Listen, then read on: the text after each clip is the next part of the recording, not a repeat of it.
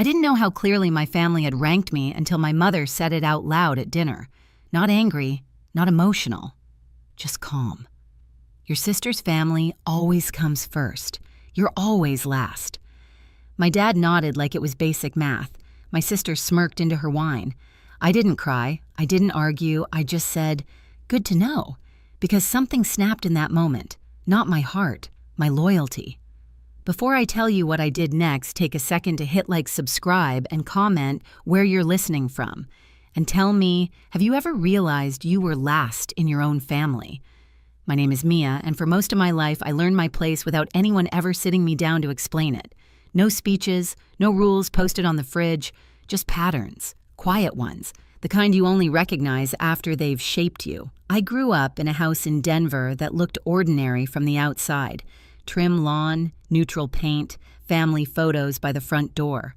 But if you stood still long enough inside that house, you could feel how attention moved, how it flowed quickly toward one person and how it slowed, thinned out before it ever reached me. My sister had a gravity I didn't. Conversations bent toward her. Plans were made around her schedule. When something went wrong, people rushed. When something went right, they celebrated loudly. I learned early that my role was different. I was the one who didn't need much, the one who could handle it, the one everyone described as strong, like it was a compliment instead of a warning. I didn't grow up unloved. That's the complicated part. I was loved in theory, in reassurance, in phrases like, "You'll be fine and you're so independent." Love that sounded generous but came with an unspoken condition: don't ask for more. Don't take up space. Don't need us the way she does. I noticed it in small moments. Birthday mornings where my cake came from the grocery store on the way home while hers was ordered weeks ahead. Family trips where my suitcase stayed in the closet because I was better off saving for school. Graduation days where I took photos for everyone else and stood off to the side holding jackets, watching milestones happen without me in the frame. When I left for community college, no one cried at the airport. There wasn't an airport, actually. Just a quick hug in the driveway and a reminder to call when I got there. I paid my own way, worked extra shifts, learned how to stretch money and time because I had to. And every time I succeeded, it quietly reinforced the story my parents told themselves. See, she's fine. She doesn't need us. Years later, when I moved to Seattle for work, the pattern didn't change. Phone calls were brief, updates about my life were acknowledged, then redirected. "How's work? That's good. Did you hear what your sister's dealing with right now?" I became fluent in listening in, being supportive, in staying calm, while my own life unfolded off to the side. By the time of that dinner, the one where my mother finally said the words out loud, I already knew where I stood. What shocked me wasn't the ranking, it was how comfortable they were saying it. As if it had always been obvious, as if I had agreed, and maybe, in some quiet way, I had. After that dinner, nothing changed on the surface, and that was the point. My parents didn't call to check in. My sister didn't apologize. Life continued smooth and uninterrupted, as if they hadn't just said the quiet part out loud. But something had shifted in me. The requests kept coming just like before. A text from my mom asking if I could watch the kids just for a few hours. A casual mention of bills piling up said lightly like a weather update. My sister forwarding a message about a payment that accidentally bounced, followed by a laughing emoji. No one asked directly. They never had to. The assumption was enough. I noticed how automatic my old responses had been. Of course. No problem. I'll figure it out. This time I didn't answer right away. At first it felt wrong, like I was breaking some invisible rule. I'd see my phone light up and feel that familiar pull in my chest, the reflex to smooth things over before they escalated. Instead, I let the phone sit on the counter. I finished my coffee. I went to work. I lived my day. And nothing exploded. That realization was unsettling. The world didn't collapse because I didn't step in immediately. No emergencies, no disasters, just silence. Followed later by a second message. Then a third, more pointed one. "Are you okay? You've been quiet." I was quiet because I was paying attention. I started looking at my own life with the same clarity I brought to my work. My finances, my schedule, my energy. I realized how much of it had been quietly allocated to everyone else, money that drifted out in small, regular amounts, time I kept flexible just in case, plans I never fully committed to because someone might need me. So I began separating things, not dramatically, not with announcements, just practically. I moved money into accounts that were mine alone. I canceled shared access. I stopped covering small payments that had never been discussed, only expected. When my sister asked if I could spot her for now, I replied with a simple, "I can't." No explanation, no apology. The reaction was immediate. My mom called her voice tight with concern that felt more like confusion. "Is everything okay? You seem distant." I told her the truth. "I'm just busy." She paused, as if waiting for the rest of the sentence. When it didn't come, she filled the space herself. "You know your sister's under a lot of pressure right now." I did know. I had always known. What I was realizing was that knowing didn't make it my responsibility. That was the turning point. Not a fight, not a dramatic declaration, just the moment I understood that being the strong one had become a convenient excuse for everyone else to stop carrying their share. I didn't know then how soon they would really test that boundary, but I was about to find out. The call came on a weekday afternoon, right as I was finishing a meeting. I could hear it before anyone said a word, that edge in my mom's voice. Tight, rushed, the sound of someone trying to stay calm while standing on unstable ground. "We need to talk," she said. "Can you come by this weekend?" She didn't explain. She didn't have to. By then, I'd learned the language. When my family used urgency without details, it meant something had gone wrong, something expensive. When I arrived in Denver, the house felt heavier than I remembered, the air stale. The living room table buried under stacks of envelopes and loose papers, bills, notices, printouts that looked official enough to be frightening. My sister sat rigid on the couch, arms crossed, eyes fixed on the floor. My dad avoided my gaze entirely. They didn't ask how I was. No one ever does in moments like that. My mom started talking fast words, tumbling over each other. A business decision that didn't pan out. Payments that had been delayed. A few contracts signed with optimism and very little margin for error. She kept using the word temporary, like repeating, "It might make it true." I listened without interrupting, my hands folded neatly in my lap, the way I always had. Then came the pause. The collective inhale, the moment they all looked at me. "Well," my dad said, finally clearing his throat, "you're in a stable place. You don't have kids. You can handle this better than most." There it was, the assumption, the expectation dressed up as logic. They didn't say the words outright, but they didn't need to. They expected me to cover the gap, to smooth the crisis, to make the numbers work the way I always had. My sister glanced up at me, then fear flickering across her face before settling into something else. Relief. As if the solution had just walked through the door. I didn't answer right away. Instead, I asked a question. "What's the plan if I don't?" The room went quiet. Too quiet. My mom looked hurt. My dad looked confused. My sister looked panicked. It was like I had spoken in a language they didn't recognize. Not helping had never been part of the equation. "I need time," I said calmly, "to understand everything." They nodded too quickly. Grateful. Certain. They assumed time meant I was calculating how much I could give, not whether I would. That night back in my childhood bedroom, I stared at the ceiling and felt something settle inside me. A resolve that didn't come from anger, but from clarity. The next morning, I made 2 appointments. One with my therapist, one with a legal advisor. If I was going to step into this mess, it wouldn't be as the family's safety net. It would be on my terms. When I came back the following weekend, I didn't arrive with answers. I arrived with clarity. The house looked the same as it always had, but the energy inside it felt different, tighter, desperate, the kind of quiet that comes from people waiting to be rescued. Papers were still spread across the table now, more organized, stacked into piles, like someone had tried to make chaos look manageable. Bills here, payments there, a few contracts clipped together, corners bent from nervous handling. My parents were already seated. My sister sat beside them, her husband hovering near the doorway like he wasn't sure if he was welcome in the room where the damage had been assessed. No one smiled when I walked in. No one offered coffee. My mom broke the silence first.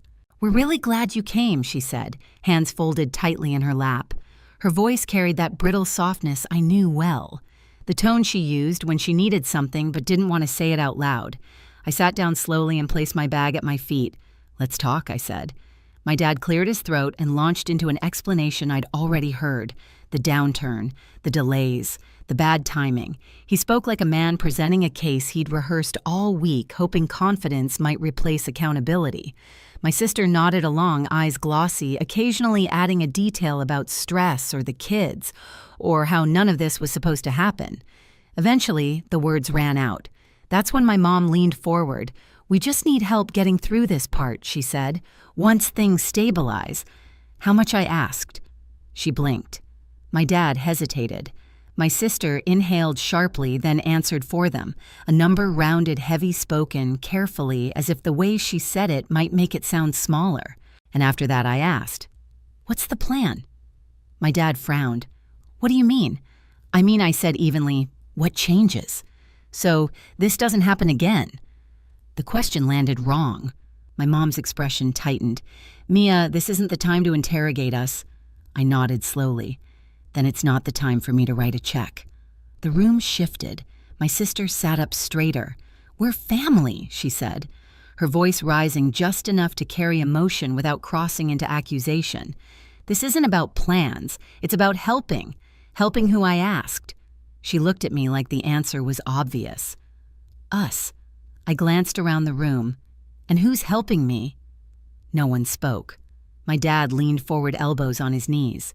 "You're in a different position," he said. "You don't have the same responsibilities. You're single, you're stable, you can afford to step in." There it was, the logic I'd heard my entire life. The math that always ended with me absorbing the cost. "I can afford to step in," I said carefully, because I've spent years planning my life as if no one would ever catch me if I fell. My mom's eyes filled. "We didn't know you felt like that." I met her gaze. "You did. You just didn't think it mattered." The room went quiet again, but this time it wasn't confusion. It was discomfort. I reached into my bag and pulled out a folder, sliding it onto the table between us. The movement was slow, deliberate. Every eye followed it. "This is what I'm willing to do," I said, "and this is how." My dad opened the folder first, his eyebrows knit together as he scanned the first page, then the next. My mom leaned over his shoulder. My sister craned her neck, her face draining of color. "This is a loan," my dad said flatly. "Yes," I replied, with clear terms. My sister shook her head. "Why are there conditions?" "Because this isn't an emergency donation," I said. "It's structured help." My mom's voice trembled. "You don't trust us." "I trust patterns," I said quietly, "and this pattern has been in place my entire life. The conditions weren't cruel, they weren't punitive, they were practical. Assets had to be sold before any money changed hands. Spending had to be documented. No new financial commitments without proof of sustainability. Family therapy not as a suggestion, but as a requirement. And a written agreement that my name, my credit, and my future would never again be assumed as backup." My dad pushed the folder away from him. "This is cold," he said. "This is how banks treat people." I nodded. "Then treat me like a bank. Because when you needed emotional support, I was family. When you needed money, I was infrastructure." My sister's eyes filled with tears. "So you're punishing us now?" I shook my head. "I'm stopping the punishment of me." She looked at our parents, then back at me. "If you don't help us, we lose everything." I held her gaze. "If I help without boundaries, I lose everything I've built." The words hung between us heavy and undeniable. My mom reached for my hand, then hesitated as if unsure whether she still had the right. "We never meant to make you feel last." I gently pulled my hand back. "But you did. And you said it out loud. No one argued with that." My dad stared at the paperwork, jaw tight. "So this is it," he said. "Sign or sink." "No," I corrected him. "This is grow or repeat." Time stretched. Minutes passed. My sister wiped her cheeks, her husband pacing behind her. My parents whispered to each other in low, frantic tones. For the first time in my life, I wasn't filling the silence. I wasn't offering solutions or softening edges. I waited. Finally, my dad looked up. "We need time." I nodded. You have 24 hours, my sister's head snapped up. That's it. That's it, I said, standing. Tomorrow I'll come back. Either we move forward with this, or we don't move forward at all. As I walked toward the door, my mom called my name. If we say no, she asked, voice breaking, are you walking away?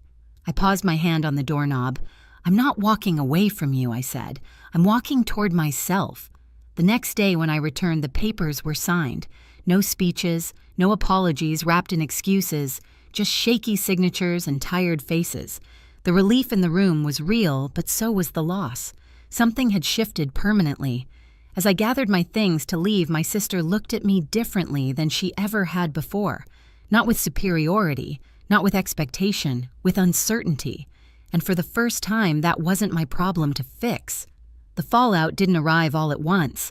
It came in quiet steps, each one heavier than the last. The first change was practical. Assets were listed, subscriptions were canceled, expenses were tracked instead of ignored. The numbers stopped being abstract and started becoming limits. My parents downsized their expectations before they downsized anything else, and that alone shifted the tone of every conversation. Family therapy began a few weeks later, awkward at first, defensive.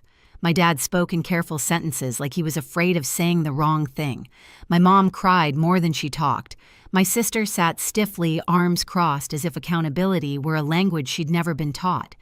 I listened more than I spoke, not because I had nothing to say, but because I no longer needed to convince anyone of my reality.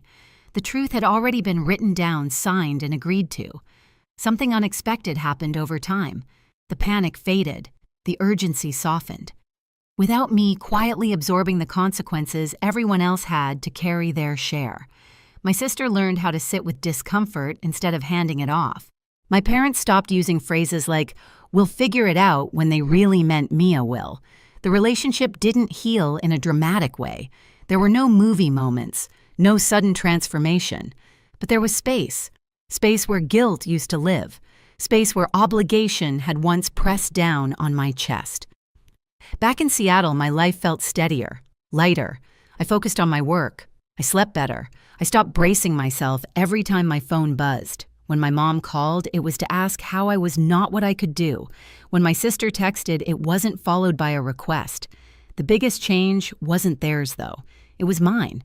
I no longer felt responsible for maintaining the illusion that everything was fine. I didn't rush to prove my worth by fixing problems that weren't mine. I learned that boundaries don't erase love. They define where it can exist without destroying you.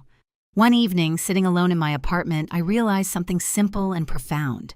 For the first time in my life, I wasn't waiting to be chosen. I had already chosen myself, and that made all the difference.